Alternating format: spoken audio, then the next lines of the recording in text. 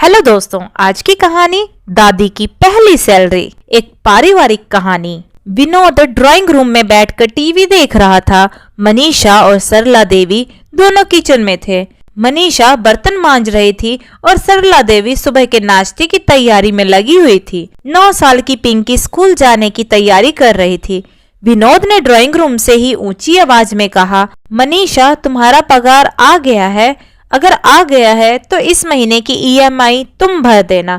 मेरी सैलरी आने को अभी वक्त लगेगा। मनीषा ने किचन से ही सहमति जताई, जी जरूर भर दूंगी। इस बातचीत से पिंकी के कान खड़े हो गए, क्योंकि कल ही तो उसके स्कूल में सैलरी के बारे में सबको समझाया गया था, जिसमें बताया गया था कि हर काम के लिए एक निश्चित रकम मिलती है, जिसे सैलरी कहते हैं। इस बात की याद आते ही वह तुरंत किचन में दौड़ी। उसको ऐसे अचानक दौड़ते हुए देख विनोद भी उसके पीछे पीछे गया। पिंकी ने अपनी दादी के पास जाकर उनसे पूछा, दादी आपको सैलरी नहीं मिलती है क्या? विनोद और मनीषा एक दूसरे की तरफ देखकर मंद मंद मुस्काए। सरला देवी ने पिंकी को समझाते हुए कहा, बच्चा तुम्हारी मम्मी पापा ऑफिस जाते हैं, इसलिए उन्हें सैलरी मिलती है। मैं तो घर पर ही रहती हूँ ना, इसलिए मुझे सैलरी नहीं मिलती। पिंकी को यह बात कुछ समझ नहीं आई, तो वह बोली, दादी आप भी तो कितना सारा काम करती हैं।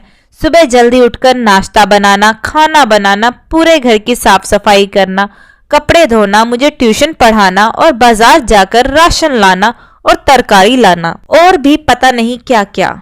आपके इन्हीं सभी कामों की वजह से तो पापा और मम्मी निश्चिंत होकर काम पर जा पाते हैं, और मैं भी तो स्कूल में अच्छे नंबर से पास हो पाती हूँ। तो क्या इन कामों की कोई वैल्यू नहीं है?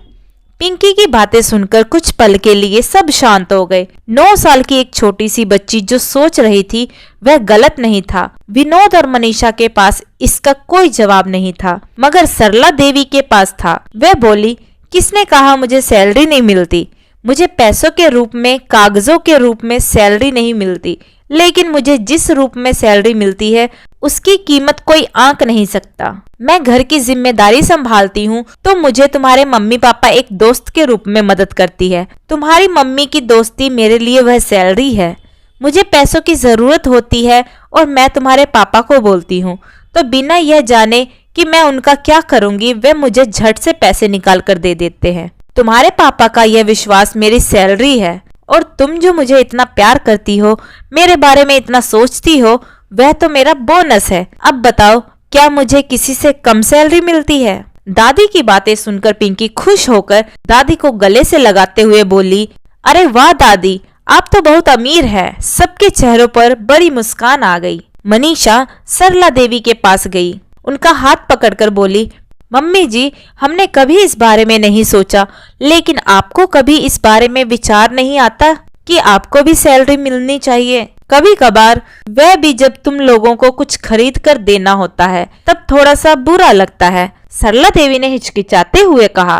पिंकी बीच में ही बोल पड़ी, तभी तो मैं आपसे कह रही थी दादी आप ट्यूशन शुरू कर दीजिए। विनोद और मनीषा सरला देवी की तरफ देखने लगे। ये क्या माजरा है मम्मी? विनोद ने पूछा। अरे कुछ नहीं बेटा, ये पिंकी तो बस ऐसे ही बातें बनाती है। सरला देवी ने बात को टालने की कोशिश की। नहीं पापा, मैं आपको पूरी बात बताती हूँ।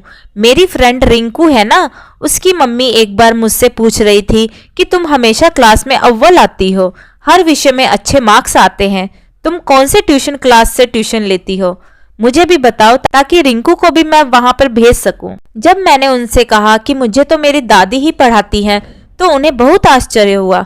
फिर अगले दिन तो वह हमारे घर ही आ गई थी और दादी से मिलकर उन्हें रिंकू और उसके साथ 3-4 और बच्चों को ट्यूशन देने के लिए कह रही थी, लेकिन दादी ने मना कर दिया था। दादी हाँ भी कैसे करती, उनके पास दिन भर इतना सारा काम जो रहता है। पिंकी ने सारी बात खुलकर कही। विनोद बोला, अरे माँ आपको ट्यूशन पढ़ाना चाहिए, ये बात तो पक्की है कि आप पढ़ाती बहुत अच्छा है। देखिए मुझे भी तो आपने ही पढ़ाया था, उसी के बदौलत मैं इतनी अच्छी नौकरी पर हूँ आज। और रही बात घर के कामों की, तो हम उसके लिए एक काम वाली रख देंगे, आप अपना वक्त ट्यूशन पढ़ाने के लिए दीजिए। सरला देवी ने थोड़ी आनाकानी की, लेकिन बेटा बहू और पोती ने मिलकर उन्हें आखिरकार ट्यूशन चलाने के लिए मना ही लिया। 1 महीना बीत गया। सरला देवी ने उनके बहू बेटे और पोती को एक अच्छे रेस्टोरेंट में अपने पैसों से खाना खिलाया। उस दिन सरला देवी की आंखों में रिश्तों की कमाई के साथ अपनी पहली कमाई की खुशी और संतोष चमक रही थी। दोस्तों, माना कि जीवन में पैसा ही सब कुछ नहीं होता, लेकिन थोड़ा सा पैसा जो अपनों के लिए खर्च किया जाए और उससे जो खुशी मिलती है, उसकी बात ही कुछ और होती है। तो दोस्तों, आपको हमारी आज की ये कहानी दादी की पहली सैलरी कैसी लगी, कमेंट करके जरूर बताइएगा। कहानी पसंद आई हो तो वीडियो को लाइक शेयर करें और चैनल हिंदी स्टोरीज डियर को सब्सक्राइब करना ना भूलें। वीडियो को पूरा देखने के लिए बहुत बहुत धन्यवाद दोस्तों। मिलते हैं अगली कहानी में, तब तक के लिए जय श्री कृष्णा।